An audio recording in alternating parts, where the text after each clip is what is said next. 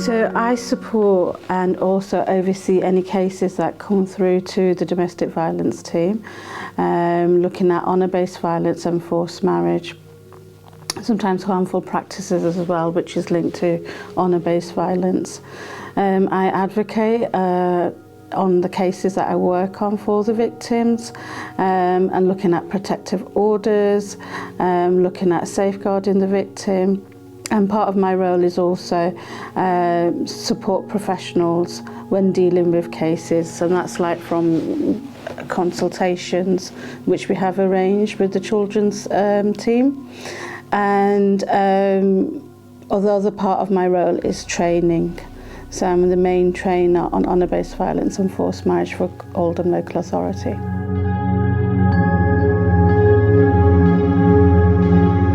So when we look at domestic abuse, we're looking at physical, verbal, financial, sexual and emotional abuse, also including coercive controlling.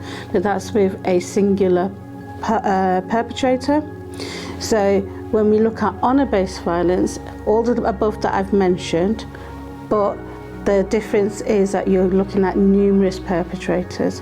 Now the perpetrators can be from family to extended family and the community as well. So it's so important when we're dealing with the cases that we have an overview. You know, it's not just a singular person, it is a various number of people that may be within UK and abroad. So I think in terms of safeguarding or terms of taking risks, it's a bigger picture there that we've got to sort of like include in our safeguarding and safety planning.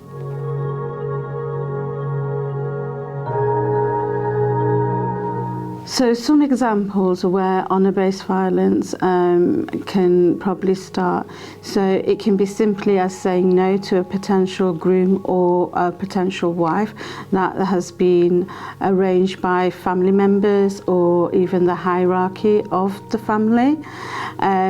And simply be wanting to educate themselves, continue with education or continue with some kind of work that can cause issues within the family as well, and can lead to honour-based violence. Or a simple of the way that they want to be, the way that they want to dress, who they want to speak to, or even having friends that the family are not happy with can be a start of that honour-based violence. And it's about thinking about what is the potential risk if that person was to do what they wanted free willingly. And that's something that you've got to look at. So if someone's coming and speaking to you about that, I think you just need to be aware of, okay, what would happen if you did wanted to go and speak to a friend, or if you wanted to go and continue with education, what's the potential risk of you doing that to them?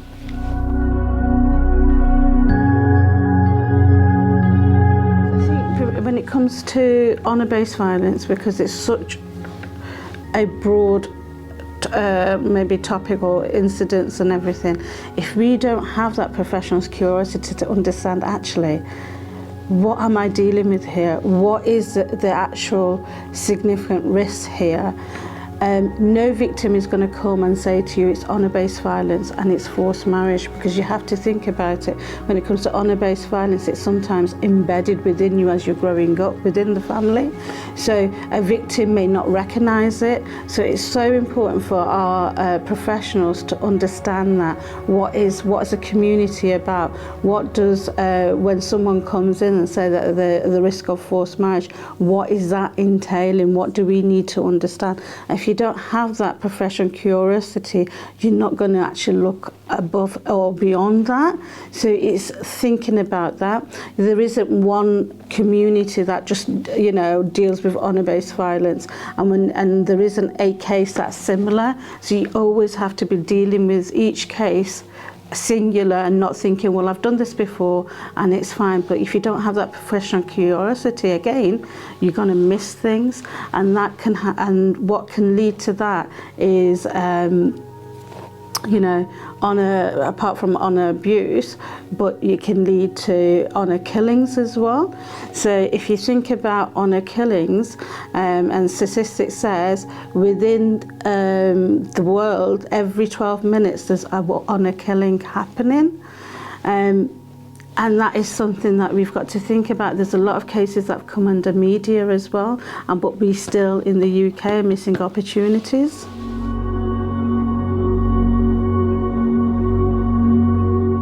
So follow the government guidelines, which is extremely important. That'll give you information and also give you information about relevant agencies and what they should be doing, so you're not working in isolation, and that's very, very important. Look at the one chance rule. That'll give you questions, what you need to be asking, so you can have the relevant information as well.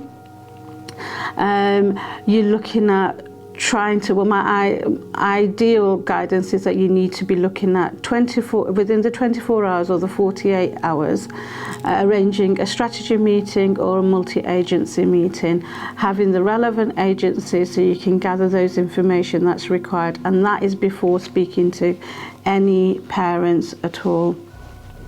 Do not work in isolation. Please seek advice, speak to your manager, and think about outside agencies that might be able to give you further information about the community. Each community work in a different way. Like I said before, each family work in a different way. Don't think that you know everything, and there's nothing wrong with that.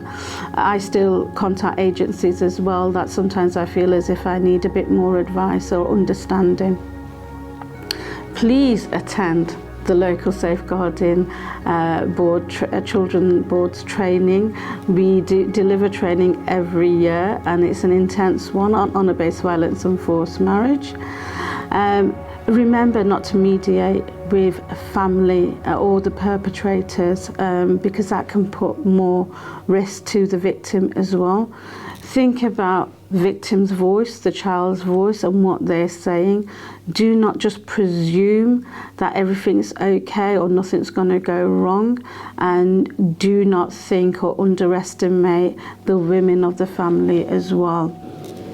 And in parents, don't think it's everything that they say and you take that on value. Please don't use interpreters in terms of children, or think about the interpreter that you're going to be using as well, gathering more information. Because if you're going to go to the victim, and that interpreter may know the victim, so think about that ahead.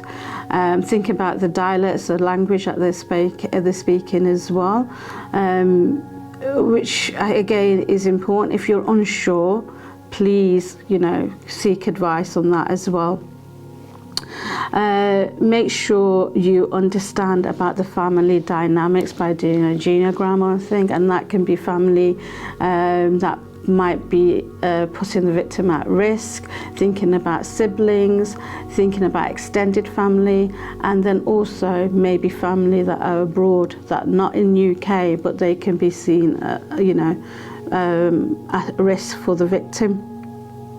And just remember, you're dealing with a crime, and it's not about the culture or the religion.